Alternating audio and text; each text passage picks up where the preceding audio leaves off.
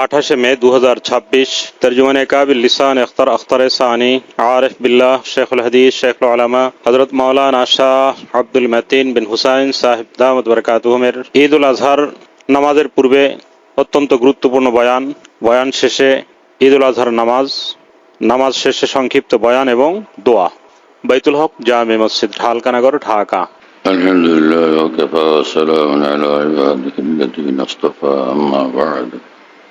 আল্লাহ জাল্লা জালালুহু আমাদের সকলকে মাফ করেন, সমস্ত মুসলমানকে মাফ করেন।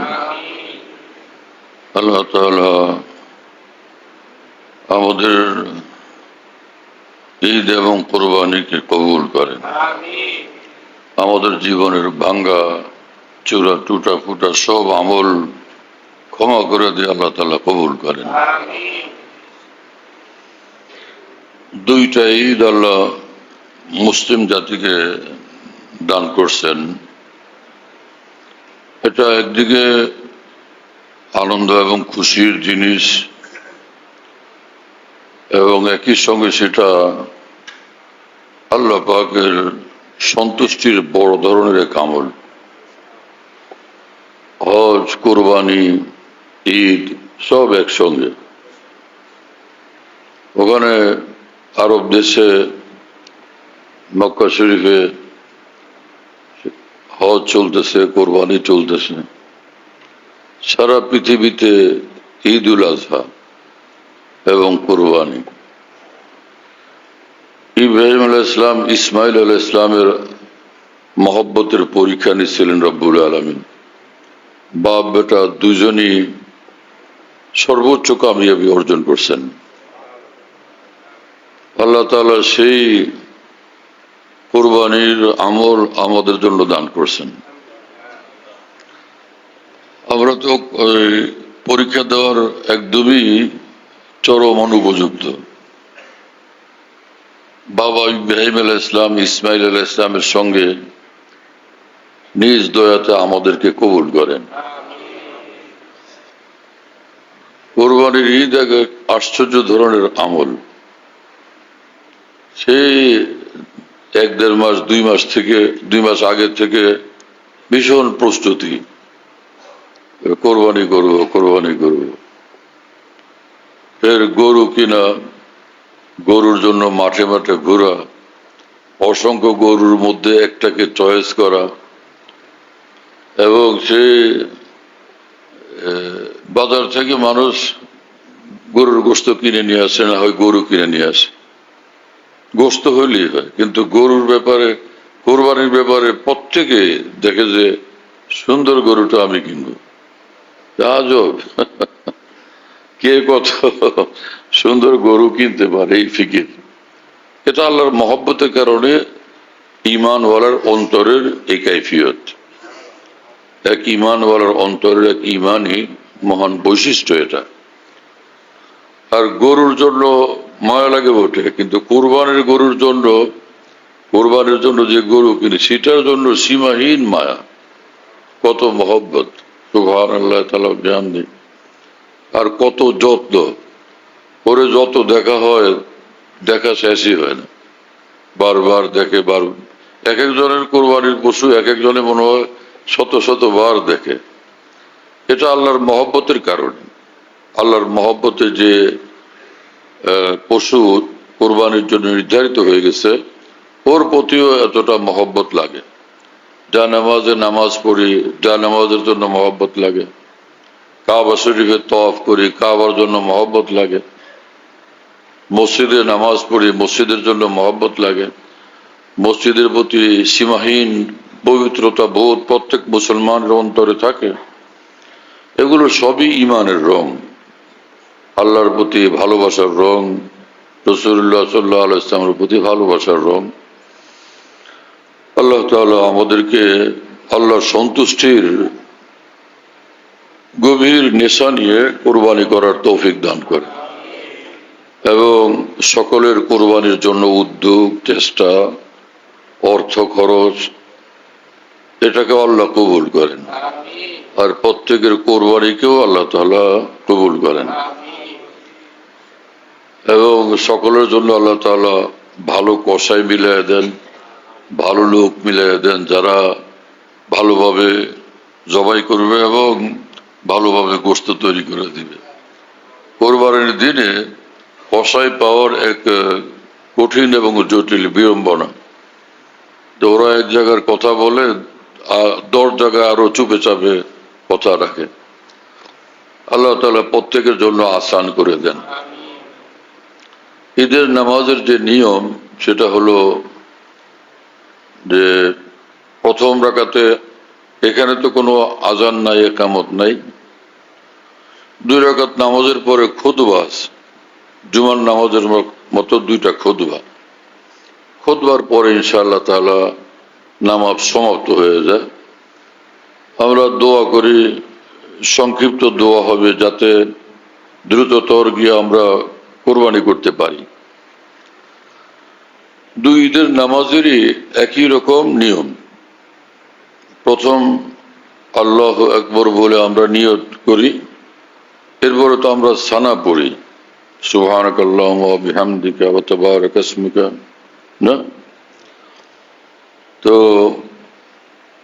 সানা পড়েই তারপরে 3 তাকবীর, 3 তাকবীর একসাথে ইমামের সাথে আমরা তাকবীর বলবো। আল্লাহু আকবার বলবো তো হাত উঠাবো, হাত নামাবো। আল্লাহু আকবার বলতে হাত উঠানো, নামানো,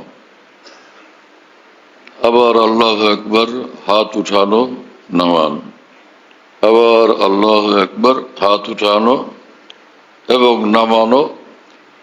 এবার আলহামদুলিল্লাহ সূরা পড়া হবে, সঙ্গে একটা সূরা পড়া হবে। ইনশাআল্লাহ স্বাভাবিকভাবে রুকু হবে, সিজদা হবে। 1 রাকাত হয়ে গেল। এ হলো প্রথম রাকাতের তরতিব, নিয়ম। তো প্রথম রাকাতে বেশ কমটুকু এতটুকু হলো সাধারণ নামাজ থেকে, যে 3 তাকবীর আমরা দিলাম শুরুতে। আর দ্বিতীয় রাকাত যখন পড়ব, তো প্রথমে উঠার পরে আমরা আমাদের আলহামদুলিল্লাহ সূরা পড়া হয়, আরেকটা সূরা মিলানো হয়। এরপরে হলো রুকুতে যাওয়ার আগে 3 তাকবীর। আগের রাকাতে ছিল শুরুতে, আর দ্বিতীয় রাকাতে 3 তাকবীর হবে শেষ দিকে, রুকুতে যাওয়ার একটু পূর্বে। ওইভাবে ওখানেও ওরকম 3 তাকবীরে আল্লাহু আকবার বলা, হাত উঠানো, নামানো। এরপরে তো আমরা 1 তাকবীর বলে রুকুতে যাব। এরপরে সিজদা, রুকু সিজদা, তারপরে তো নামাজ ইনশাআল্লাহ স্বাভাবিক নিয়মে সমাপ্ত হবে। নামাজের পরে তাড়াহুড়া না করা, খুতবা শোনা ওয়াজিব। সেটা আমাদের এই ঈদের নামাজের অংশ। এজন্য আমরা শান্তভাবে বসবো, সংক্ষিপ্ত খুতবা হবে। খুতবার পরে সংক্ষিপ্ত দোয়ার শেষে গিয়া সকলে নিজ নিজ কোরবানিতে শরীক হওয়া। আল্লাহ তাআলা আমাদের সকলের জন্য আসান করেন। কোরবানি একমাত্র আল্লাহর জন্য। তো নামাজ যেরকম আল্লাহর জন্য পড়ি, হজ আল্লাহর জন্য, সারাদিন রমজানে রোজা রাখি আল্লাহর জন্য। আল্লাহর জন্য হয় কিভাবে? আমি এটা অন্তর থেকে নিয়ত করলাম এটা আল্লাহর জন্য, বস এটা আল্লাহর জন্য। অনুরূপ ভাবে কোরবানির সময় এটাই খেয়াল করা, আমার এই কোরবানি আল্লাহর জন্য, বস এটা আল্লাহর জন্য হয়ে গেছে। কঠিন বিষয় তো না যে অমুকের খুশি করা বা লোকে কি বলবে কোরবানি না দিলে, এ সকল নানান খেয়াল কারো মধ্যে আসলে আসতে পারে। এগুলোর পরোয়া না করা, পাত্তা না দেওয়া, বরং অন্তর থেকে এটা নিয়ত করা, আমার এই কোরবানি শুধুই আমার আল্লাহর জন্য, আল্লাহর সন্তুষ্টির জন্য। এতটুকু অন্তর থেকে নিয়ত করলে এটা আল্লাহর জন্যই হবে। আর কোরবানির পশুর যতগুলো পশম এতগুলো নেকি আল্লাহ তাআলা দান করেন। যতগুলো পশম ততগুলো নেকি, পশম যত বেশি ওই পরিমাণ নেকিও আসে। এজন্য কেউ কেউ এরকম করে যে গরু কোরবানি করে সঙ্গে একটা ছাগল অথবা একটা ভেড়া কোরবানি করে, ওর মধ্যে পশম অনেক বেশি থাকে, বা দুম্বা, ওর মধ্যে পশম অনেক বেশি থাকে। আল্লাহ পাক যাদেরকে সামর্থ্য দিচ্ছেন তারা এরকম করতে পারেন। রাসূলুল্লাহ সাল্লাল্লাহু আলাইহি ওয়াসাল্লাম বিদায় হজের সময় নিজের অর্থ থেকে, নিজের টাকা থেকে 100 উট কোরবানি করছেন। 100 উট কোরবানি করছেন একাই, আল্লাহর খুশির জন্য, আল্লাহর সন্তুষ্টির জন্য। আর কোরবানির পশু পারলে নিজে জবাই করা এটা বেশি উত্তম, এটার সওয়াব বেশি। নিজের পশু নিজে কোরবানি করা, না পারলে আরেকজনকে দিয়ে করালেন, ঠিক আছে। আর রাসূলুল্লাহ সাল্লাল্লাহু আলাইহি ওয়াসাল্লাম 100 যে উট কোরবানি দিলেন নিজে, 63টা একটানা নিজে জবাই করছেন। কতটা আলহামদুলিল্লাহ শক্তি ছিল! উট জবাই করতে খুব কষ্ট, অনেক শক্তি লাগে। 63টা একটানা নিজে করতে থাকছেন, এতটা আলহামদুলিল্লাহ শারীরিক সক্ষমতা ছিল। আল্লাহ পাক আমাদেরকে তৌফিক দেন, কবুল করেন, আমাদেরকে মাফ করেন। এখন আমরা নামাজের জন্য দাঁড়াই। আল্লাহু আকবার, আল্লাহু আকবার,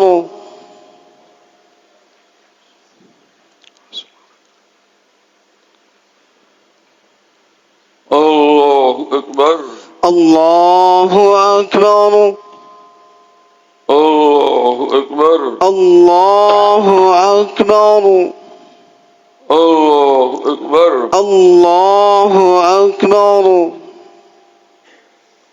الحمد لله رب العالمين الرحمن الرحيم مالك يوم الدين إياك نعبد وإياك نستعين اهدنا الصراط المستقيم صراط الذين أنعمت عليهم غير المغضوب عليهم ولا الضالين.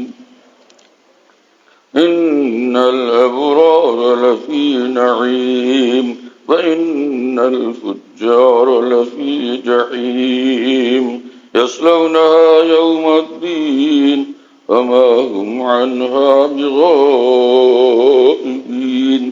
وما أدراك ما يوم الدين ثم ما أدراك ما يوم الدين يوم لا تملك نفس لنفس شيئا والأمر يومئذ لله. الله أكبر، الله أكبر.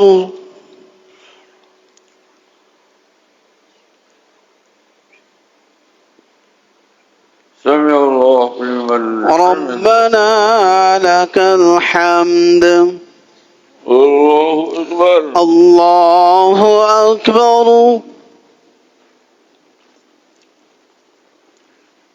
الله أكبر، الله أكبر. الله أكبر، الله أكبر.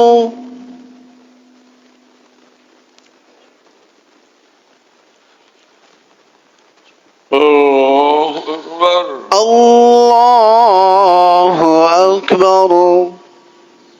الحمد لله رب العالمين الرحمن الرحيم مالك يوم الدين إياك نعبد وإياك نستعين اهدنا الصراط المستقيم صراط الذين أنعمت عليهم غير المغضوب عليهم ولا الضالين.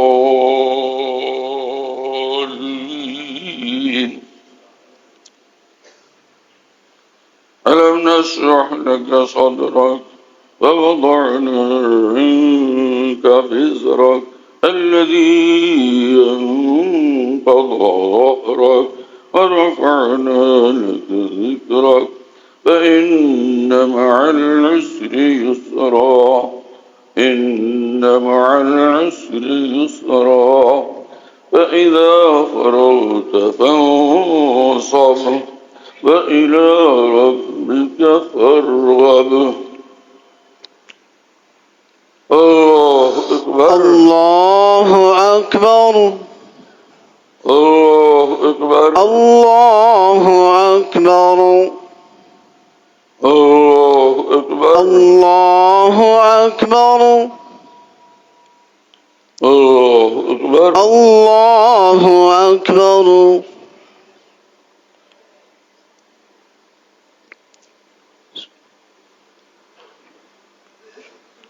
سمع الله لمن ربنا لك الحمد. الله أكبر الله أكبر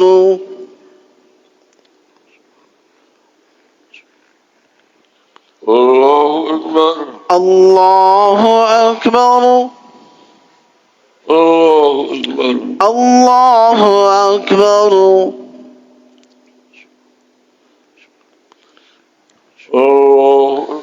الله أكبر الله أكبر.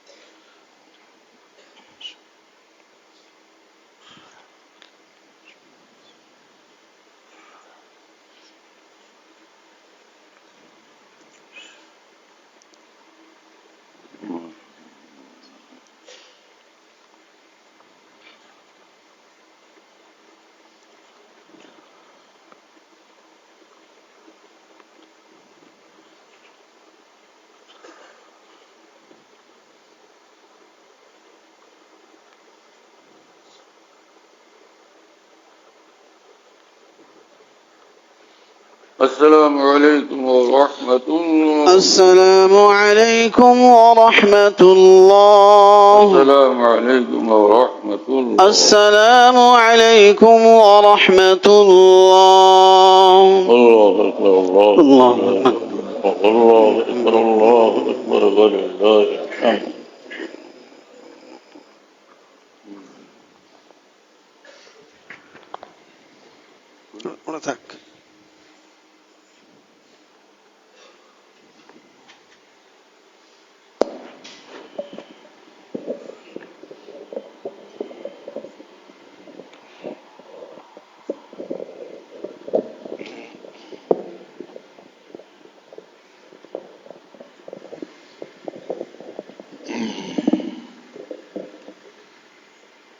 الله أكبر الله أكبر الله أكبر الله أكبر الله أكبر الله أكبر الله أكبر. الحمد لله رب العالمين والصلاة والسلام على سيد المرسلين وعلى آله وأصحابه أجمعين. الله أكبر الله أكبر لا إله إلا الله والله أكبر ولله الحمد. أما بعد فإن أصدق الحديث كتاب الله وخير الهدي هدي سيدنا محمد صلى الله عليه وسلم وشر الأمور محدثاتها وكل محدثة بدعة وكل بدعة ضلالة وكل ضلالة في النار. الله أكبر لا إله إلا الله والله أكبر ولله الحمد. وأشهد أن لا إله إلا الله وحده لا شريك له وأشهد أن سيدنا ونبينا ومولانا محمدا عبده ورسوله صلى الله تعالى عليه وعلى آله وأصحابه وبارك وسلم تسليما كثيرا كثيرا. الله أكبر لا إله إلا الله والله أكبر ولله الحمد. عباد الله إن الله سبحانه وتعالى رزقنا الإسلام وجعلنا من المسلمين شرفنا بدين الإسلام. يقول سبحانه وتعالى إن الدين عند الله الإسلام ومن يبتغي غير الإسلام دينا فلن يقبل منه. الله أكبر لا إله إلا الله الله أكبر ولله الحمد وإنه سبحانه وتبارك وتعالى كرمنا فجعل من ذرية آدم عليه الصلاة والتسليم. الله سبحانه وتبارك وتعالى أكرمنا بعمل التزكية. يقول الرسول صلى الله تعالى عليه وسلم يعني سئل رسول الله صلى الله عليه وسلم ما هذه الأضاحي يا رسول الله؟ قال سنة أبيكم إبراهيم عليه الصلاة والسلام. الله أكبر لا إله إلا الله الله أكبر ولله الحمد. وقال رسول الله صلى الله تعالى عليه وسلم إن لكل قوم عيدا وهذا عيدنا عيد المسلمين وسرور المسلمين عبادة المسلمين لله سبحانه وتبارك وتعالى. قال تعالى قل إن صلاتي ونسكي ومحياي ومماتي لله رب العالمين لا شريك له وبذلك أمرت وأنا أول المسلمين. الله أكبر لا إله إلا الله والله أكبر ولله الحمد. وذكر سبحانه وتبارك وتعالى قصة تزكية إبراهيم وإسماعيل عليهما الصلاة والتسليم فقال فلما بلغ معه السعي قال إني رأيت في المنام أني أذبحك فانظر ماذا ترى؟ قال يا أبت افعل ما تؤمر ستجدني إن شاء الله من الصابرين. فلما أسلم وتله للجبين وناديناه يا إبراهيم قد صدقت الرؤيا إنا كذلك نجزي المحسنين. الله أكبر لا إله إلا الله الله أكبر ولله الحمد. وقال رسول الله صلى الله عليه وسلم بني الإسلام على خمس شهادة أن لا إله إلا الله وأن محمدا عبده ورسوله وإقام الصلاة وإيتاء الزكاة وصوم رمضان وحج بيت الله من استطاع إليه سبيلا. الله أكبر لا إله إلا الله والله أكبر ولله الحمد. أعوذ بالله من الشيطان الرجيم. لن ينال الله لحومها ولا دماؤها ولكن يناله التقوى منكم. صدق الله مولانا العظيم. أقول قولي هذا وأستغفر الله لي ولكم أجمعين إنه هو الغفور الرحيم.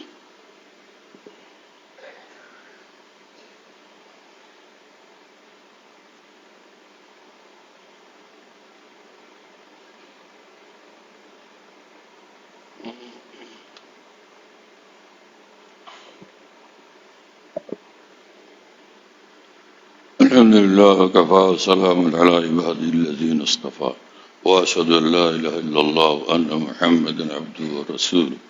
الله أكبر الله أكبر الله أكبر الله أكبر الله أكبر الله أكبر الله أكبر الله أكبر الله أكبر. فأعوذ بالله من الشيطان الرجيم. إن الله وملائكته يصلون على النبي يا أيها الذين آمنوا صلوا عليه وسلموا تسليما. اللهم صل على سيدنا مولانا محمد وعلى آل سيدنا مولانا محمد وبارك وسلم. قال رسول الله صلى الله عليه وسلم أرحم أمتي بأمته أبو بكر وأشدهم في أمر الله عمر وأصدقهم حياء عثمان وأقضاهم علي وفاطمة سيدة نساء أهل الجنة والحسن والحسين سيدا شباب أهل الجنة حمزة أسد الله وأسد رسولي. اللهم اغفر للعباس وولده مغفرة ظاهرة وباطنة لا تغادر ذنبا. الله في أصحابه لا تتخذهم غرضا من بعده فمن حبهم فبحب حبهم ومن أبغضهم فببغض أبغضهم وخير أمتي قرني ثم الذين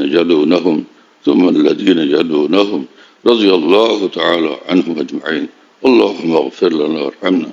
اللهم كن لنا واجعلنا لك. اللهم كل خير لكل مسلم ومسلمة. عباد الله رحمكم الله إن الله يأمر بالعدل والإحسان وإيتاء ذي القربى وينهى عن الفحشاء والمنكر والبغي يعظكم لعلكم تذكرون فاذكروا الله تعالى يذكركم وادعوه يستجب لكم إنه تعالى جواد كريم ملك بر رؤوف رحيم الله أكبر الله أكبر الله أكبر الله أكبر الله أكبر الله أكبر الله أكبر الله أكبر الله أكبر الله أكبر الله أكبر الله أكبر الله أكبر الله أكبر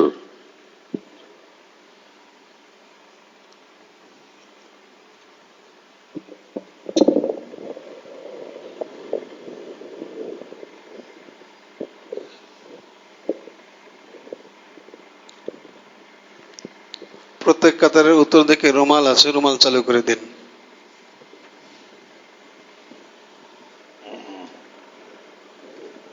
প্রত্যেক কাতার থেকে এক ভাই উঠলে ইনশাআল্লাহ তাড়াতাড়ি হয়ে যাবে।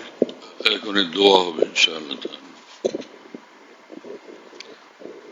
আল্লাহ, 5 ওয়াক্ত নামাজের পরেই আমরা একবার তাকবীরে তাশরীক আল্লাহু আকবার আল্লাহু আকবার লা ইলাহা ইল্লাল্লাহ আল্লাহু আকবার আল্লাহু আকবার ওয়ালিল্লাহিল হামদ এটা অবশ্যই পড়ব ইনশাআল্লাহ তাআলা। আমরা পুরুষ মানুষরা জামাতে নামাজ পড়েন বা একা, তো এই তাকবীর পড়বেন সশব্দে, আর মেয়ে মানুষরা পড়বেন শব্দবিহীন ভাবে। এটা জিলহজ মাসের 13 তারিখ আসরের নামাজ পর্যন্ত, গতকাল ফজর থেকে শুরু হলো 5 দিন। এটা আমরা এই তাকবীর খেয়াল করে পড়ব, একবার পড়া ওয়াজিব। আল্লাহ তাআলা আমাদেরকে তৌফিক দেন।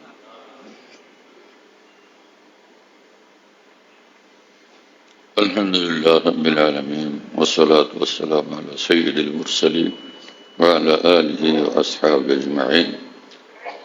اللهم اغفر لنا وارحمنا اللهم اجعلنا هداة مهتدين غير ضالين ولا مضلين اللهم اصلح لنا شأننا كله ولا تكلنا إلى أنفسنا طرفة عين।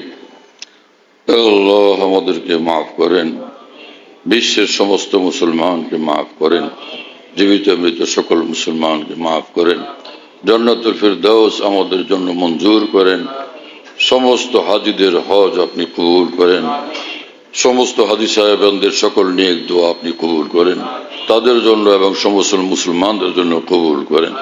পৃথিবীর প্রতিটি মুসলিম দেশের উপর এবং মুসলমানদের উপরে সীমাহীন রহমত বরকত নূর নাযিল করেন।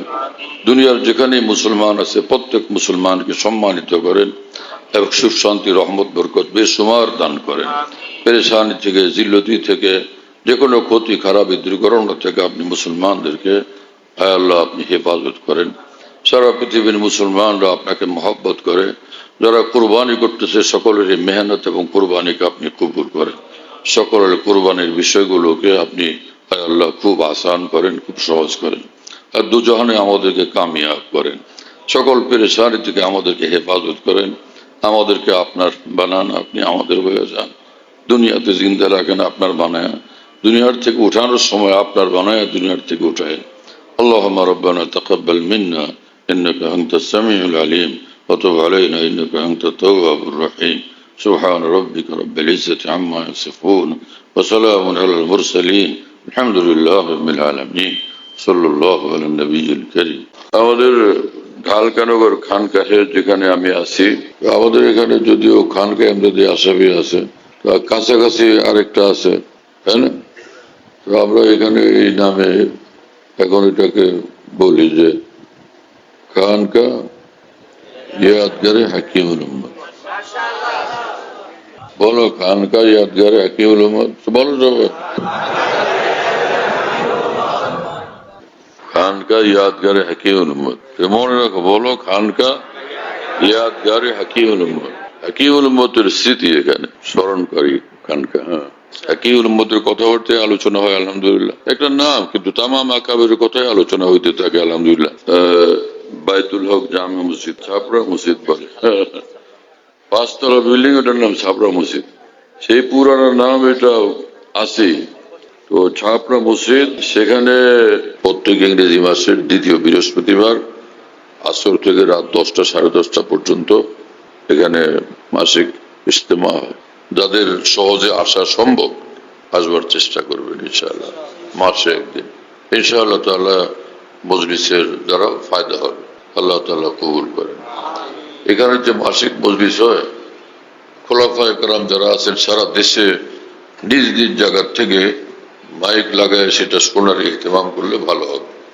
কমপক্ষে এতটুকু যে এশার নামাজের পরে, সেদিন ইজতেমার দিন এশার নামাজের পরে যেটুকু মজলিস হয়, কিতাব থেকে পড়ে শোনানো হয়, তারপরে আমি নিজে মজলিসে বসি, হয়তো কথা বলি, তো সেই অন্তত এশার পরের অংশটুকু যেন সারা দেশের খোলাফায়ে কেরাম নিজের জায়গা থেকে শুনবার ব্যবস্থা করা নিরাপদে সম্ভব হলে সেটা করবেন, আল্লাহ তাআলা কবুল করেন।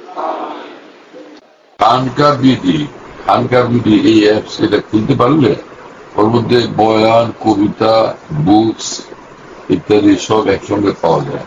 খানকা বিডি হলো এরকম, স্পেলিং হলো KHANQAH, এর সঙ্গে লাগালাগি বিডি, খানকা বিডি। এই অ্যাপসটা খুললে ওর ভিতরে বয়ানগুলো পাওয়া যায়, এটা ডাইরেক্ট শোনা যায় কি, এবং ডাইরেক্ট শোনা যায়। হযরতুল্লাহ দামাত বারাকাতুহুর বয়ান যেখানে বয়ান করেন, সব বয়ান নেটের মাধ্যমে, টেলিগ্রামের মাধ্যমে পাওয়া যাচ্ছে। হযরতুল্লাহ দামাত বারাকাতুহু যখন বয়ান করেন, বয়ানটা আমরা দেশ বিদেশ থেকে, দুনিয়ার যে কোনো জায়গা থেকে আমরা পেতে পারি। এই জন্য মুফতি শহীদুল ইসলাম শাহ হুজুরের নম্বরে যোগাযোগ করবেন 01715 80 18 69 80 18 69 01715 80 18 69, যাতে মনে থাকবে ইনশাআল্লাহ সবার। 01715 80 18 69। বলো ভাই, 01715 80 18 69। অনেক সোজা তো ভাই, মাশাআল্লাহ, অনেক সোজা করে দিছে।